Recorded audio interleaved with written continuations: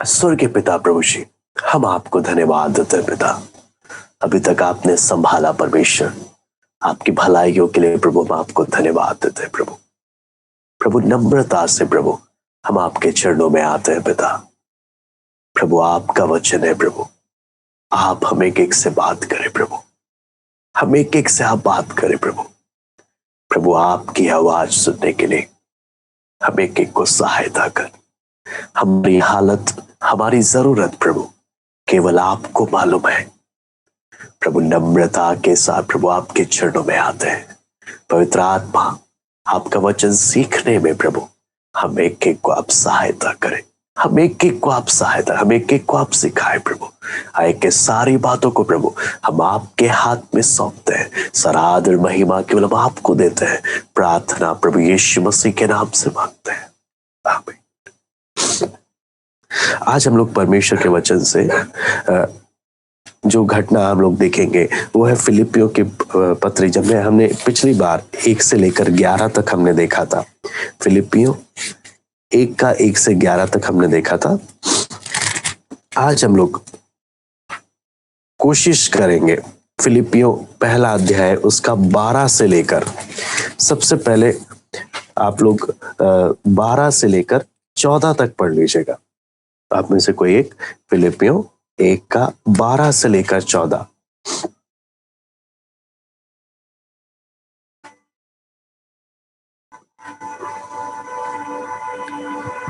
हे भाइयों, मैं चाहता हूं कि तुम ये ज्ञान लो कि मुझ पर जो बीता है उससे सुसमाचार की बढ़ती हुई है। यहाँ तक कि कैसर के राजभवन की सारी पलटन और शेष सब लोगों में ये प्रकट हो गया है कि मैं मसीह के लिए कैद हूँ। और प्रभु में जो भाई हैं उनमें से अधिकांश मेरे कैद होने के कारण हियाव बांधकर परमेश्वर का वचन निधड़क सुनने और भी साहस करते हैं। कुछ जो ढा और झगड़े के कारण बस यहाँ हम लोग असली में कोशिश तो है आज के दिन 12 से लेकर 26 तक जाए। फिलिपियों 1 का 12 से लेकर 26 तक जाए, लेकिन मालूम नहीं कि हम लोग उतने तक जा पाएंगे। लेकिन फिर भी प्रार्थना करके हम लोग, क्योंकि फिलिपियों की पत्री अगर आप ऐसे ही पढ़ेंगे तो आपको उस बात के बारे में समझ नहीं आएगा, इसलिए हम उसका बैकग्राउंड को भी समझते हुए हम लोग आगे बढ़ेंगे। यहाँ पर जो विषय हम लोग 12 से 26 में जो विषय हम देखेंगे कि पायनियर्स की जरूरत, पायनियर्स वांटेड करके, यानी हमें सुसमाचार प्रचारकों की आवश्यकता। वो आप जब देखते हैं पौलुस के जीवन को हम लोग यहाँ पर हम लोग देखेंगे। मुख्य विषय क्या है पौलुस का? यहाँ पर पहले अध्याय, पूरा पहला अध्याय में हम देखेंगे पौलुस का एक मन होना, एक समर्पण होना कि मुझे अपने लिए नहीं जीना। दुनिया, पौलुस 2 का 21 में अपने पढ़ा था, पौलुस बोलता है हर कोई अपने स्वार्थ की खोज में रहता, हर कोई। लेकिन पौलुस क्या बोलता है? लेकिन मेरे लिए अपना स्वार्थ नहीं है, मेरे लिए मैं मसीह के लिए जीवित हूं, मैं मसीह के लिए जिंदा रहना चाहता हूं।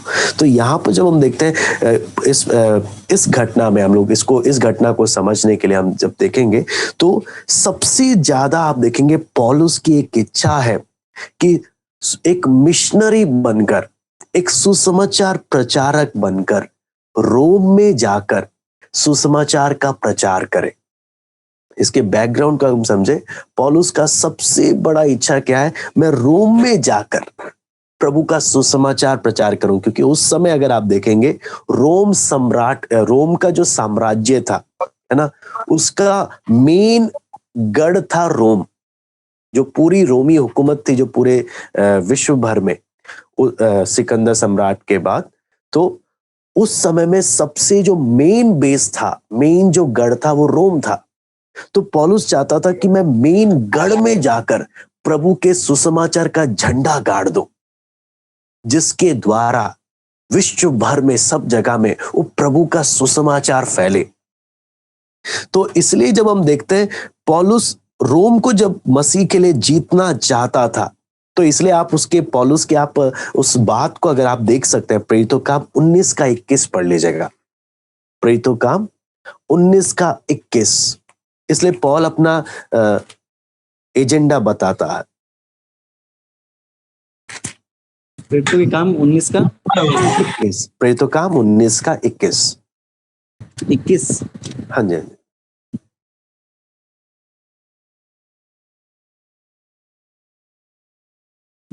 जब ये बातें हो सके तो पौलुस ने आत्मा में ठाना कि मकिदुनिया और अखाया से होकर यरूशलेम को जाऊं, और कहा वहां जाने के बाद मुझे रोम को भी देखना अवश्य है। हाँ, यहां पर भी आप देखेंगे पौलुस की नजर रोम की ओर बहुत है। तो यरूशलेम तो जाना, लेकिन मुझे रोम को देखना है। मुझे उस मेन बेस में जाकर मुझे मसीह का झंडा गाड़ना है। कहने का मतलब क्या है?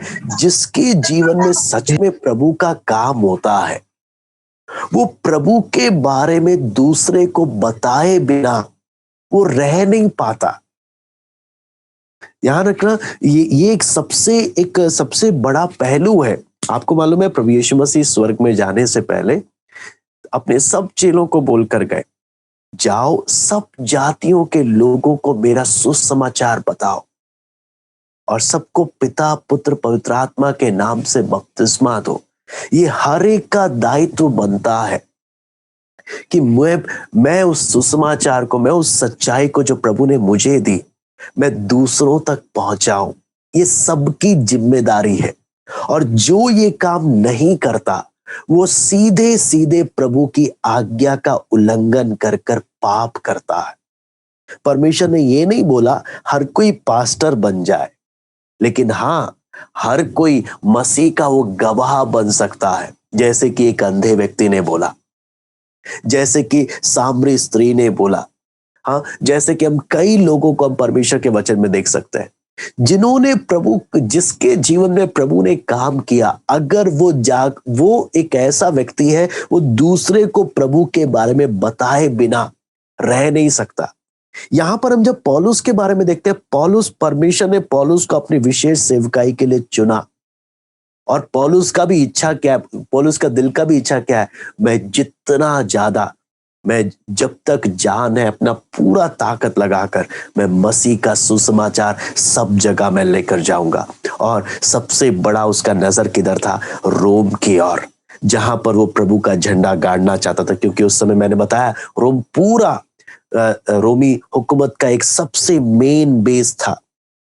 आप आगे देखें, जब पौलुस कुरिन्थ में था, कुरिन्थ में रहते वक्त भी पौलुस क्या लिखता है, आप पढ़ लीजिएगा, रोमी 1:15। जब हम रोमी की पत्री 1:15 जब हम देख रहे हैं, इस समय पौलुस कुरिन्थ में है। और कुरिन्थ में बैठकर रोमी 1:15 में पौलुस क्या लिखकर बता रहा?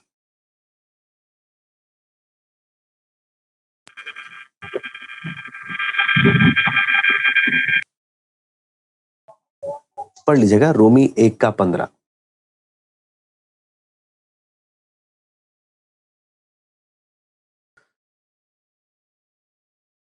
अतः मैं तुम्हें भी जो रोम में रहते हो सुसमाचार सुनाने को भरसक तैयार हूँ। हाँ, यहां पर भी पौलुस कुरिन्थ में रहते वक्त भी रोम में चिट्ठी लिखते हुए क्या बोलता है? तुम्हें भी जो रोम में रहते हो सुसमाचार सुनाने को भरसक तैयार हो। मैं तैयार हूं तुम लोगों को क्या बताने के लिए? सुसमाचार बताने के लिए। तो हम देखते हैं शुरू से पौलुस की नजर जब हम देखते हैं रोम की ओर, पौलुस बार बार देख रहा। लेकिन आप जब देखेंगे, पौलुस रोम की ओर एक प्रचारक बनकर जाना चाहता था। लेकिन हम जब इस फिलिपियों की पत्री को जब हम पढ़ रहे हैं, इस घटना को जब हम पढ़ रहे हैं, इस समय पौलुस रोम में एक बंदी बनकर गया। एक क्या बोलते हैं, एक कैदी बनकर पौलुस जा रहा। तो आपको मालूम है, पौलुस चाहता तो बहुत कुछ अपना अनुभव लिख सकता था कि किस प्रकार वो प्रचारक बनकर आ रहा था, लेकिन किस प्रकार वो कैदी बनकर आ गया। लेकिन आपको मालूम है, पौलुस बड़े कम शब्दों में, आप पढ़ लीजिए फिलिपियों 1:12, पौलुस शॉर्टकट में बता रहा है। क्या बता रहा है?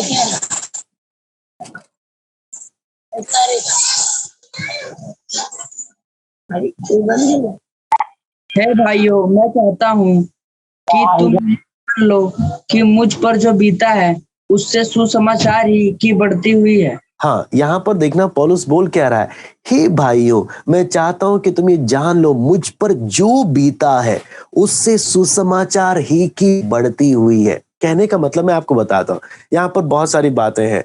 तो सीखने के लिए सबसे पहला बात, जो व्यक्ति मसीह के लिए जी रहा है, जो व्यक्ति अपने लिए नहीं जी रहा, जो व्यक्ति मसीह के लिए जी रहा है, पौलुस क्या बोलता है, जो भी बातें मुझ पर बीती उसके द्वारा सुसमाचार की ही बढ़ती हुई है। यानी जो सिर्फ प्रभु के लिए जीता है, उसके जीवन में कोई भी घटना आए उसके द्वारा प्रभु का काम बढ़ता है। जो सिर्फ प्रभु के लिए जी रहा है, उसके जीवन में जो घटनाएं घटती हैं उससे नुकसान नहीं बल्कि प्रभु का काम और बढ़ता है।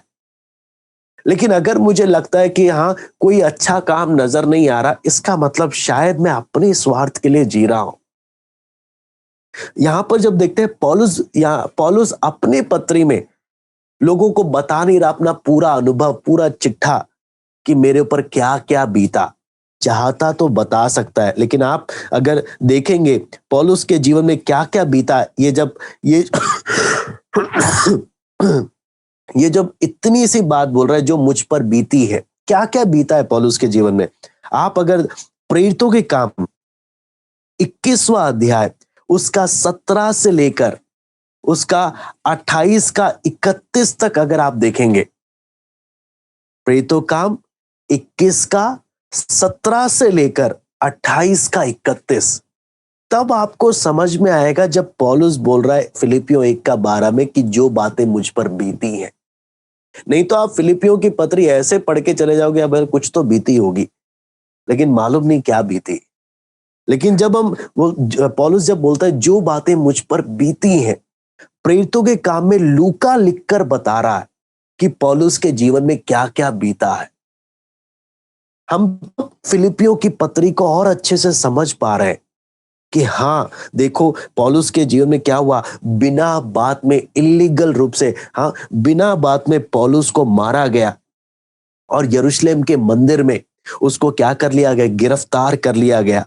यहूदियों ने सोचा कि पौलुस एक अन्य जाति को मंदिर में लाकर अशुद्ध कर रहा है और उन्होंने उसको क्या किया, उसको पीटा।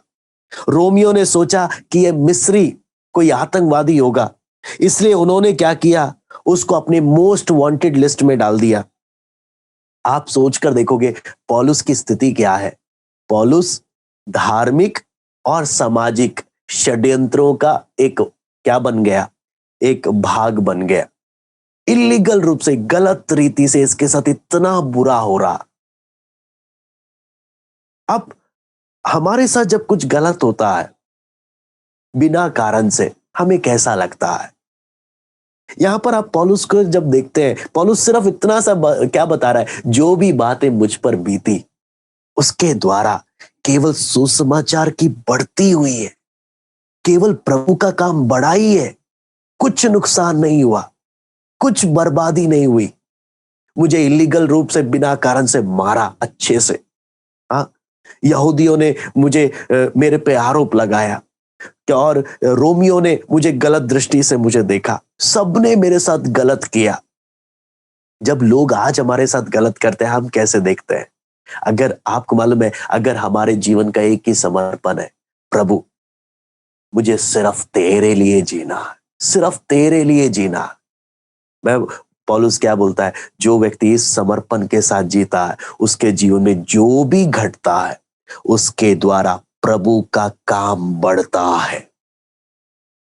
पौलुस बोलता है जो भी बातें मुझ पर बीती उससे सुसमाचार की बढ़ती हुई।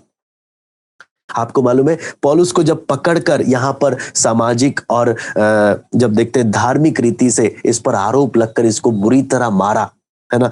आप देखते हैं इसको इतने षड्यंत्र इसके ऊपर रचे गए। आपको इस कारण कैसरिया में इसको 2 साल जेल के अंदर रहना पड़ा। कैसरिया में 2 साल इसको जेल के अंदर रहना पड़ रहा। आखिरी में जाकर इसने कैसर की दुहाई दी पौलुस ने क्योंकि पौलुस एक रोमी नागरिक था। रोमी नागरिक होने के कारण इसको रोमी नागरिकों को एक विशेष बोलते हैं ना, विशेष प्रिविलेजेस मिलते हैं, विशेष खूबियां हैं, विशेष उनके पास अधिकार है। पौलुस ने अपने उस अधिकार का इस्तेमाल करके बोला, मैं कैसर की दुहाई देता हूं। इस कारण पौलुस को रोम में भेज दिया गया। जब पौलुस को रोम में भेजा जाते वक्त आप देखेंगे, मैं आपको फिलिपियों की इस 1:12 के बैकग्राउंड को मैं आपको बता रहा हूं कि हम उस घटना को समझे। जब रोम में भेजा जाता है, तब जहाज में जब जा रहा है, जहाज टूट गया, जहाज टूट गया, पानी में है। हाँ, जब जहाज टूट गया, आंधी तूफान जो घटना घटी, उस आंधी तूफान की घटना को आप प्रेरितों का 27वें अध्याय में देख सकते हैं। एक बहुत ही अद्भुत घटना था वो।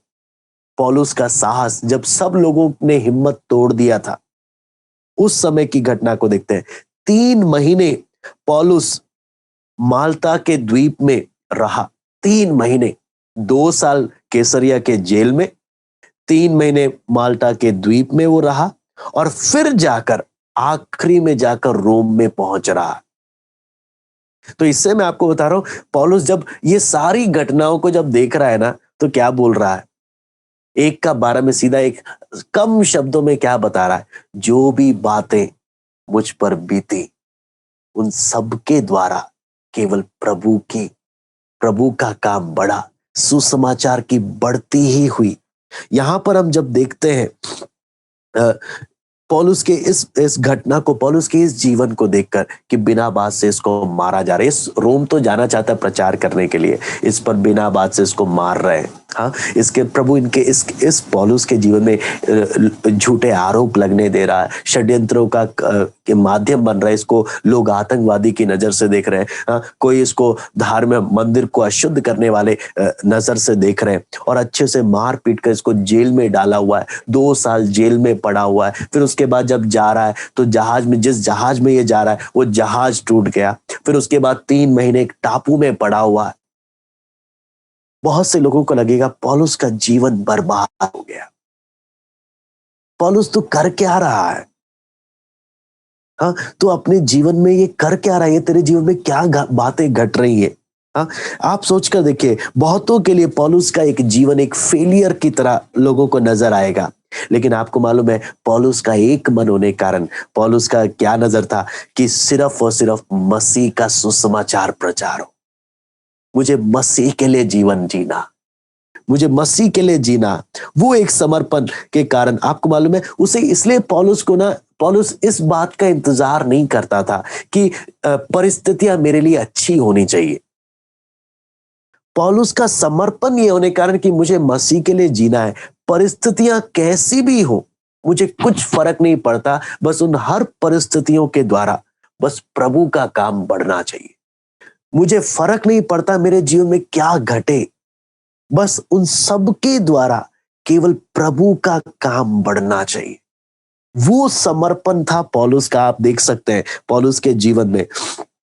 तो इसलिए अलग अलग परिस्थिति में भी पौलुस ने क्या देखा कि एक नया रास्ता प्रभु ने खोला है सुसमाचार बताने के लिए। आपको मालूम है, उसी प्रकार आज भी जब हम देखते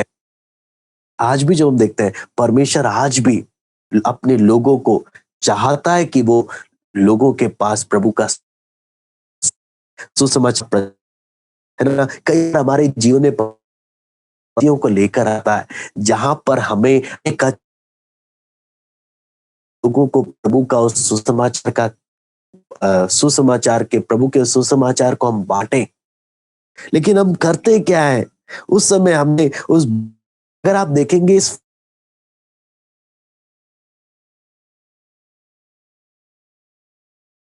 पहुंचा, आपको मालूम है पौलुस जहां पौलुस कहीं और जाना चाहता था। अगर आप इसका बैकग्राउंड अगर आप देखेंगे, पौलुस दूसरी जगह में जाना चाहता था। आप एक बार पढ़ लीजिएगा प्रेरितों काम 16 का 6 से 10। हम इसका बैकग्राउंड को अभी समझ रहे हैं। प्रेरितों काम 16 का 6 से 10।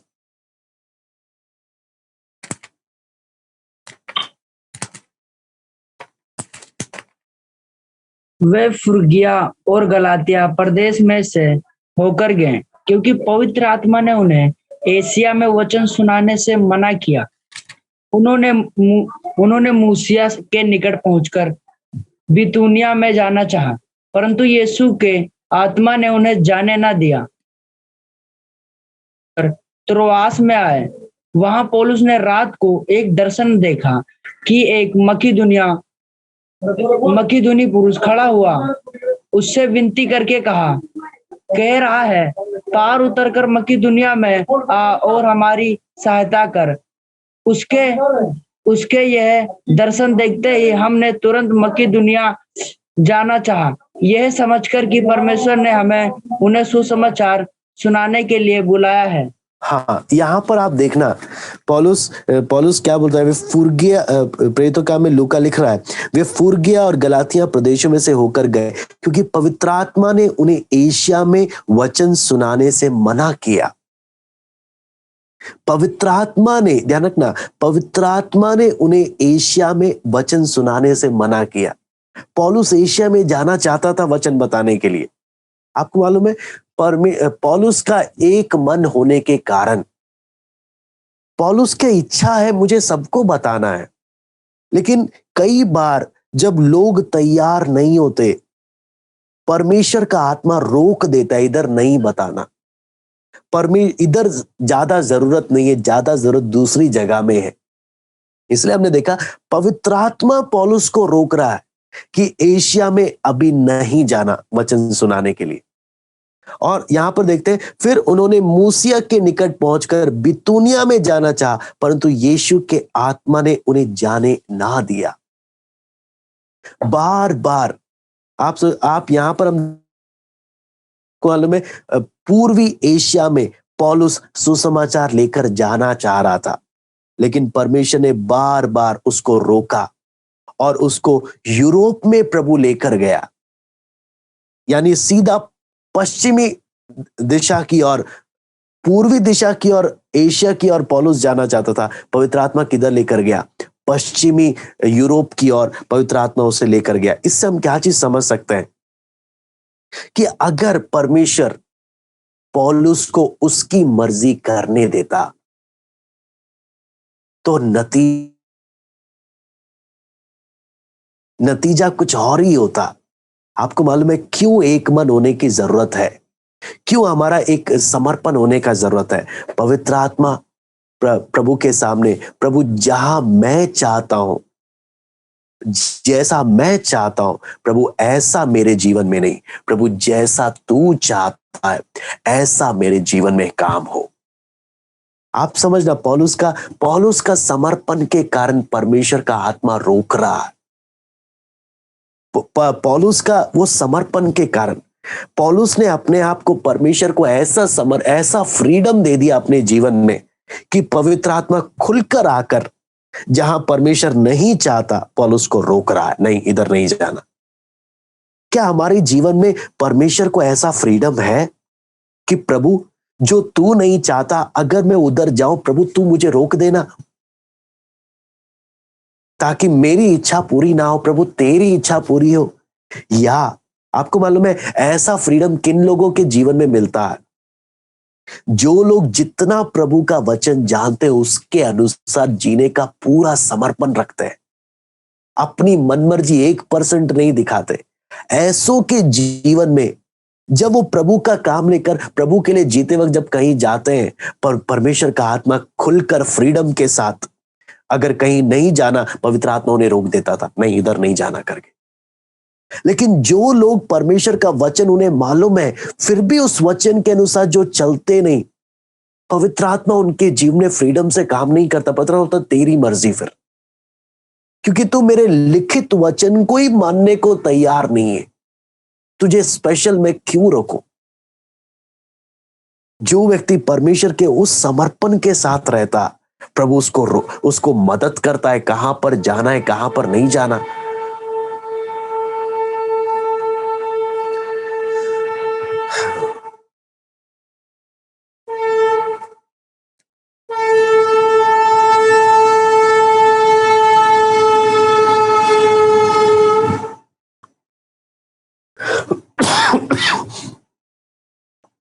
हम जब परमेश्वर के वचन से जब देखते हैं, पौलुस को परमेश्वर जब लेकर जा रहा है, परमेश्वर का आत्मा जब लेकर जाना, परमेश्वर का आत्मा का काम बिल्कुल विपरीत है। परमेश्वर ऐसे काम करता है जो हमारी सोच से परे है। अब जब आप समझना, परमेश्वर पौलुस को जब इस्तेमाल कर रहा है, परमेश्वर 3 प्रकार के उपकरणों का या 3 प्रकार के टूल्स, 3 प्रकार की चीजों का इस्तेमाल कर रहा पौलुस के जीवन में। मैं बोलता हूं अगर आप और मैं उन चीजों को समझेंगे तो हमारे जीवन में जो भी घटेगा, हम उसमें परमेश्वर की योजना को समझने का कोशिश करेंगे, परमेश्वर की इच्छा को पहचानने का कोशिश करेंगे, और हर एक बात जो भी घटेगा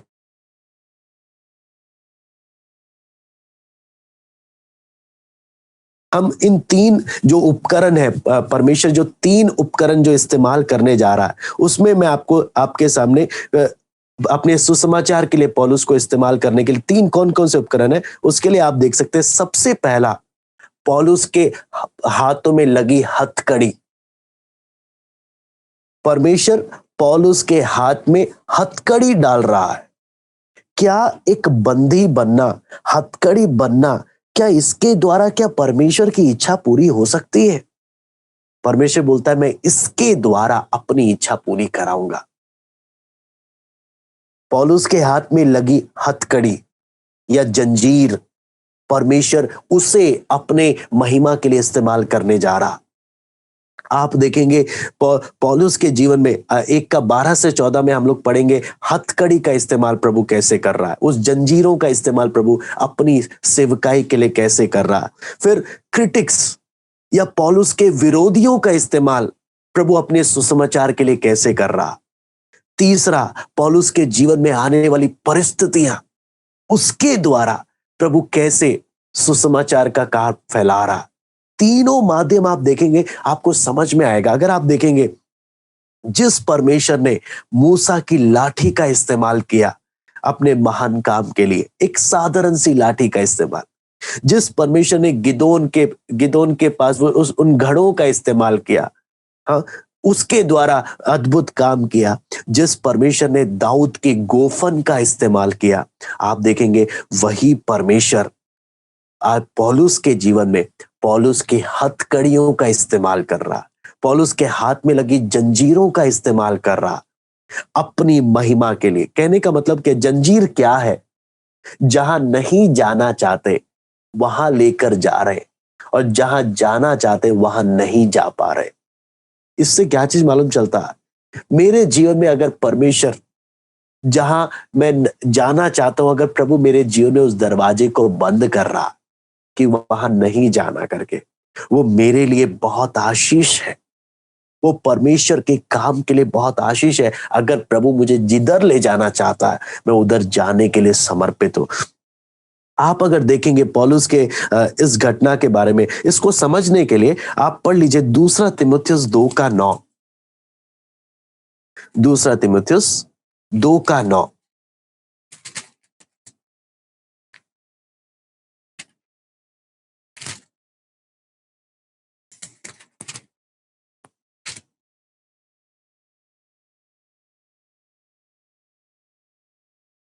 जिसके लिए मैं कुकर्मी के समान दुख उठाता हूँ, यहाँ तक कि कैद में भी हूँ, परंतु परमेश्वर का वचन कैद नहीं।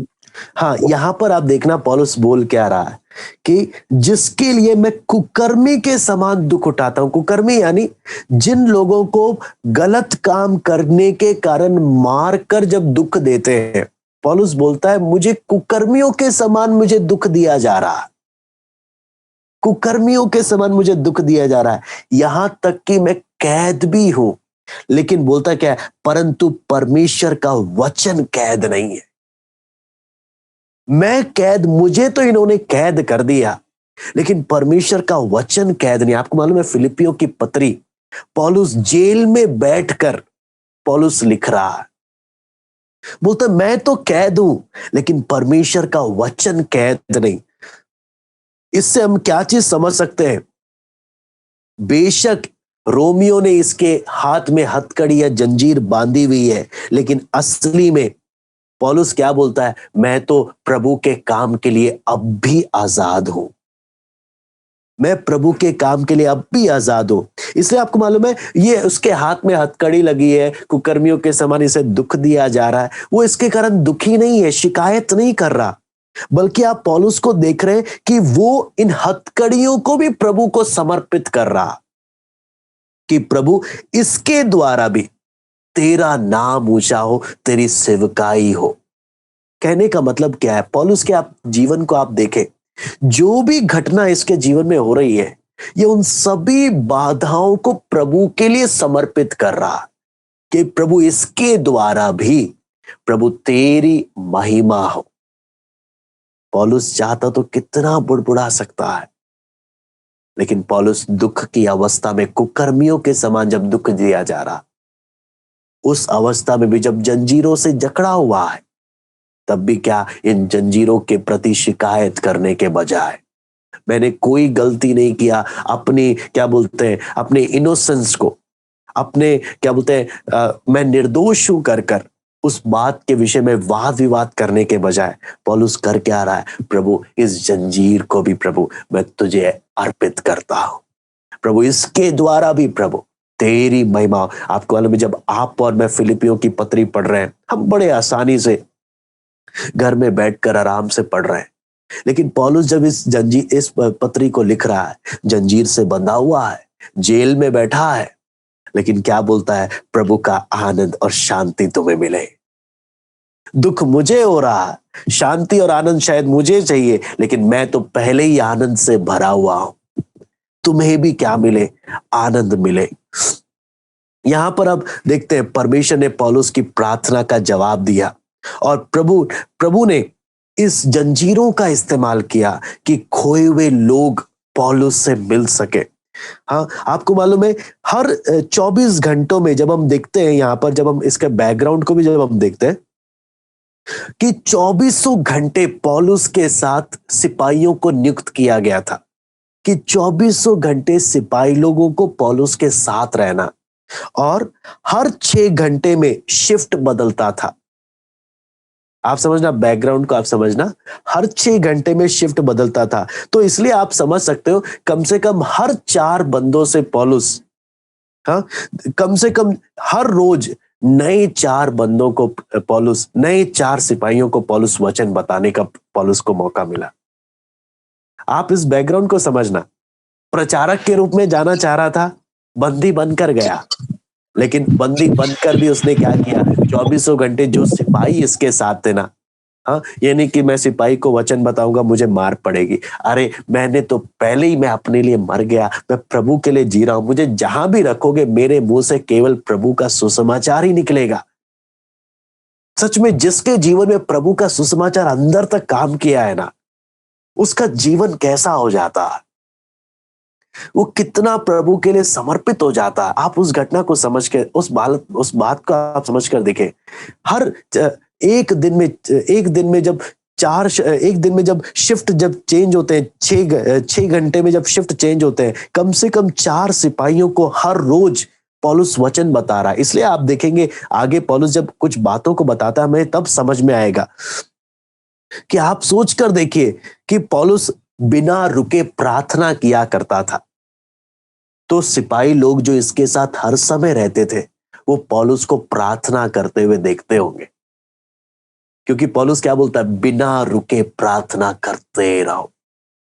आपको मालूम है कितना बड़ा सौभाग्य उन सिपाहियों को अवसर मिला होगा कि कैसे प्रभु के जन के साथ उन्हें क्या मौका मिले, प्रार्थना ही करता रहता है 2400 घंटे, और हमें वचन बताता रहता है।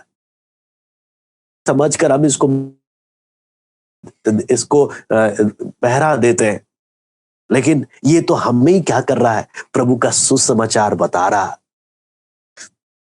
और आप आगे जब देखेंगे कि पौलुस कितने लोगों को, आपको मालूम है, उनकी आत्मिक अवस्था के बारे में उनको बताता है। आपको मालूम है जेल में रहकर कितनी चिट्ठियां पौलुस ने लिखी। आप अगर वचन में देखें कितनी पत्रियां पौलुस की जेल में लिखी हुई है, तो जेल में लिखे तो पूरे रोमी हुकूमत में, रोमी साम्राज्य में पौलुस जेल में से बैठकर पत्रियां लिख लिख कर पहुंचाता था। तो आपको मालूम है इसमें से, इसलिए वचन में जब हम समझते हैं तो इस फिलिपियों के पत्री में हमें समझ में आएगा, इसलिए कई सिपाही लोग जेल में जब पौलुस था, सिपाहियों ने प्रभु को अपना जीवन दिया और सिपाहियों के द्वारा आपको मालूम है परमेश्वर ने इतना बड़ा काम किया कि आपको मालूम है कि सीधा जो कैसर के जो बड़े कर्मचारी लोग थे वहां तक प्रभु का सुसमाचार पहुंच गया। आपको मालूम है इसके कारण पौलुस एक रोम का एक ऑफिशियल प्रिजनर बन गया, एक विशेष कैदी बन गया रोम का। और उस एक महत्वपूर्ण कैदी जब बन गया तो रोमी हुकूमत जानना चाहती थी कि ये जो मसीह समाज है, जो नया नया अभी उभर कर जो आ रहा है, ये कैसा है, क्या ये सही है या हमारे लिए खतरा है। उस बात को समझने के लिए जो बड़े बड़े रोमी हुकूमत के जो बड़े बड़े लोग थे, उनको मसीह विश्वास के बारे में जानना था कि ये मसीह विश्वास है क्या। इसलिए वो क्या करते थे, बीच बीच में पौलुस को बुलाते थे कि हमें वचन बताओ, हम जानना चाहते हैं ये मसीह विश्वास है क्या। पौलुस क्या बोलता है, कितना अच्छा मुझे मौका मिल गया, ना सिर्फ आम लोगों तक, मुझे सिपाहियों को, मुझे रोम के बड़े बड़े अधिकारियों को भी मुझे प्रभु का सुसमाचार बताने का अवसर मिल गया, बड़े बड़े अधिकारियों को। और यहां पर आप जब देखेंगे उसके इस जंजीर ने आपको मालूम है कितना एक आशीष का काम किया। इसलिए जब आप 12 से 14 एक बार पढ़ेंगे, एक बार फिर से आप पढ़ लीजिए फिलिपियों 1 का 12 से 14।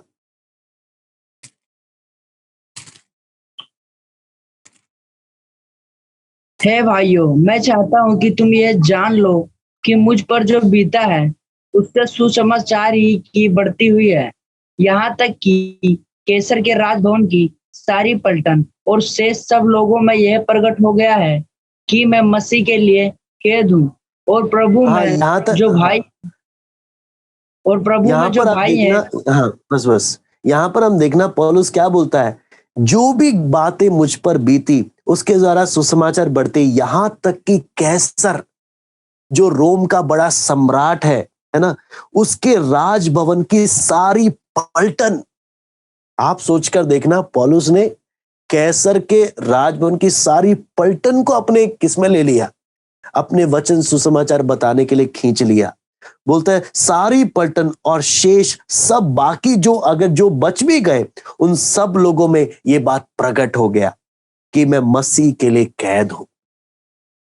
यानी पौलुस ने किसी को नहीं छोड़ा, सिपाहियों को वचन बताया और कैसर के राजभवन के सारी पलटनों को, विशेष टुकड़ियों को, विशेष सेनाओं को, सबको पौलुस ने अच्छे से क्या किया, वचन बताया। इसलिए पौलुस इस बात से खुश है कि मेरे ऊपर जो भी बीता, उन सब घटनाओं के द्वारा केवल प्रभु का नाम ऊंचा हुआ। आपको मालूम है ये चेन, इसलिए आपको मालूम है कि परमेश्वर कई बार हमारे जीवन में जो चेन डालता है, जो जंजीर डालता है, जहां हम जाना चाहते वहां जाने से जब हमें रोकता है, जहां हम नहीं जाना चाहते, परमेश्वर जब हमें उस तरीके से हमें जब परमेश्वर कहीं लेकर जाता है, आप समझना उसके पीछे परमेश्वर की एक योजना है। हमारे जीवन में जो भी घट रहा है, अगर आप और मैं प्रभु के लिए समर्पित है, हमारे जीवन में जो भी घटेगा उसके पीछे प्रभु की एक योजना है।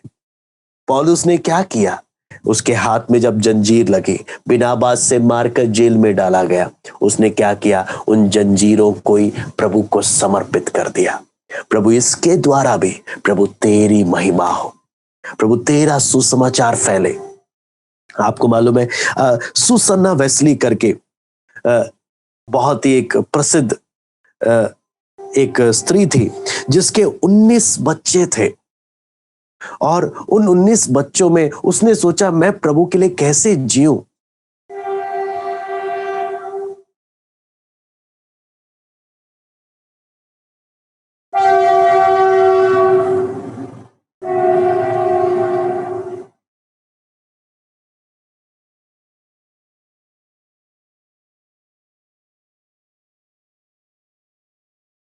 उसने सोचा मैं प्रभु के लिए कैसे जीऊं, क्या मैं प्रभु का सुसमाचार कैसे बताऊं। इतने घर में बच्चे हैं, बच्चों का खिलाना पिलाना, बच्चों को तैयार करना, तो मैं कैसे प्रभु के लिए सेवा कर सकते हो। लेकिन वो घर में उसके लिए ये एक जंजीर के समान था। लेकिन उसने क्या किया, उस समय में घर में रहते हुए अपने बच्चों को प्रभु के मार्ग की शिक्षा दी।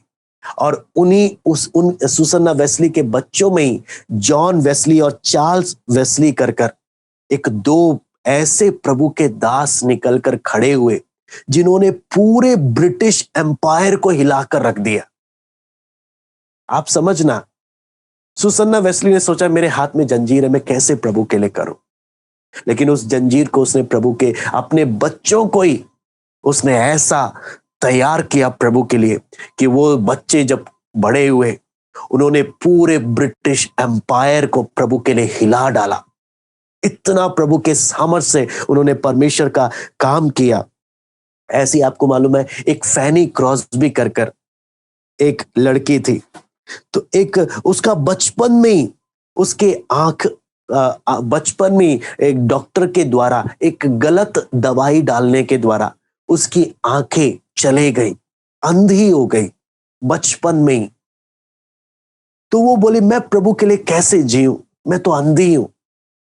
लेकिन आपको मालूम है बहाना बना सकते थे, लेकिन आपको मालूम है उसने क्या किया, पूरे सुसमाचार नया नियम परमेश्वर के वचनों को इतना रट डाला और ऐसे गीत लिखे उसने और ऐसे संगीत उसने लिखे जो आज भी पूरे दुनिया भर में प्रभु की महिमा के लिए गाया जाता है।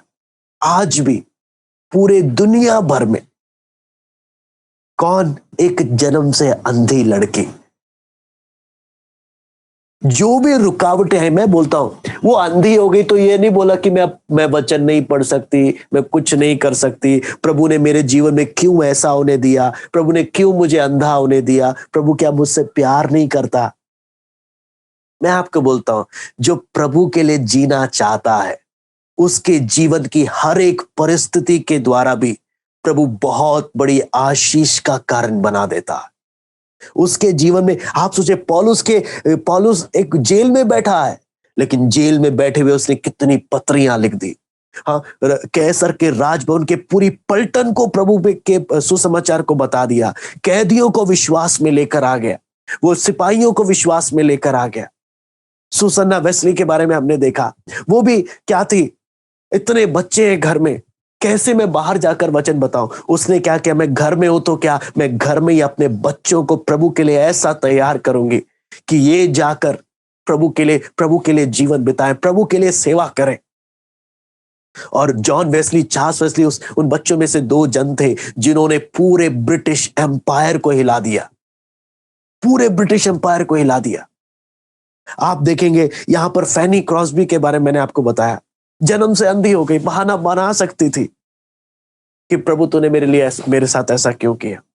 लेकिन प्रभु के लिए जीने का समर्पण होने के कारण अंधी हुई तो क्या, सारा वचन रट लिया इसने मुंह जबानी, सारा वचन रट लिया। हमें वचन कई बार हम लोगों को तो वचन पढ़ने में दिक्कत हो जाती है। ये जब अंधी है बहाना नहीं मार रही, इसने वचन रट डाला।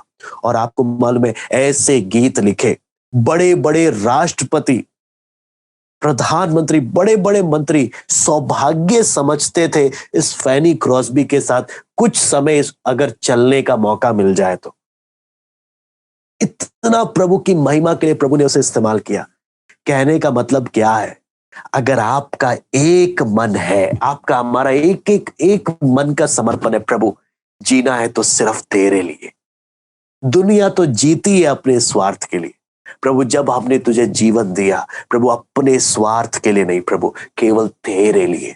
मैं बोलता हूं आप कल्पना नहीं कर सकते, आपके जीवन में कुछ भी अगर घट रहा है, जो भी घटेगा उन सब के द्वारा केवल और केवल प्रभु का काम बढ़ेगा, प्रभु की महिमा होगी।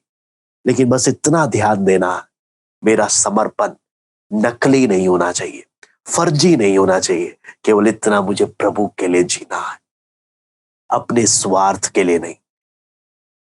यहां पर इसलिए आपको मालूम है जब भी एक मन होने का समर्पण होने के कारण पौलुस के जीवन में जो परिस्थितियां आई, पौलुस ने उन परिस्थितियों को क्या समझा कि प्रभु ने ये मुझे एक नए अवसर दिए हैं, एक नए मौके दिए हैं जिसके द्वारा प्रभु का सुसमाचार फैलेगा।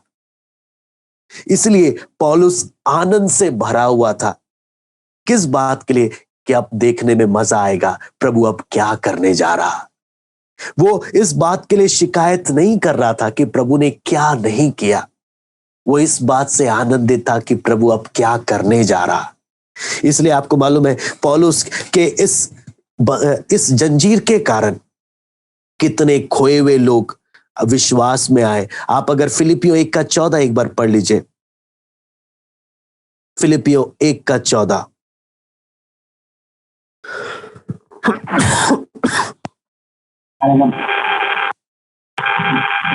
और प्रभु में जो भाई है उनमें से अधिकांश मेरे खेद होने के कारण हियाव बांध कर परमेश्वर का वचन निर्भर सुनने का। हाँ, मैं इसको पढ़ता हूं। और प्रभु में जो भाई है उनमें से अधिकांश मेरे कैद में होने के कारण हियाव बांधकर परमेश्वर का वचन निर्धड़क सुनाने का और भी साहस करते हैं। आपको मालूम है जब निराशा आती है तो एक निराशा से दूसरे लोग भी बहुत बार निराश हो जाते हैं, लेकिन वहीं पौलुस क्या बोलता है, मेरे साहस को देखकर औरों को भी जो रोम में थे उनको भी एक साहस मिला, उनको भी दिलेरी मिला कि हम प्रभु के बारे में एक सचमुच एक मजबूत गवाह बनकर हम प्रभु का सुसमाचार बताएंगे।